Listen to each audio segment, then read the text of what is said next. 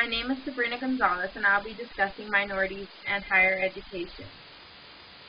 Facts. 39.7 is the amount of minorities present in higher institutions, and that's including 2-year and 4-year institutions.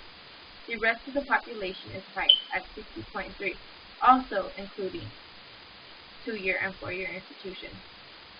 Of the 39.7%, most are concentrated in 2-year institutions and did not transition. These facts are gathered from the year 2012 and are actually statistics from the year 2012.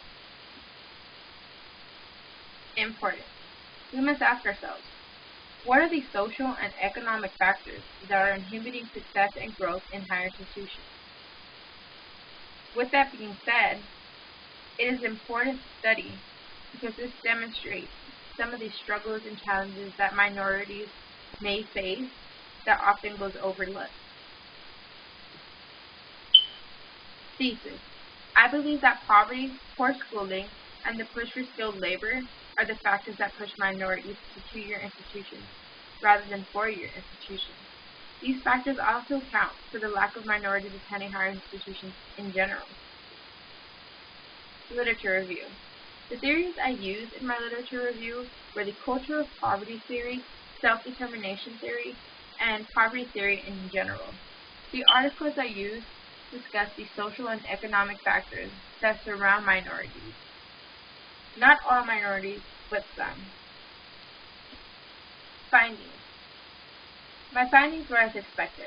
I found the statistics prove that many minorities are in poverty, and many have to deal with circumstances that surround poverty, such as poor schooling and limited social mobility.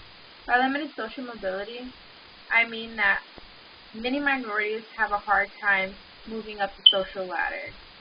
Many times in America, you need education, and we have limited access to education. I also found that many minorities attend community college out of necessity, as their circumstances call for quick work. Time is money for them, essentially.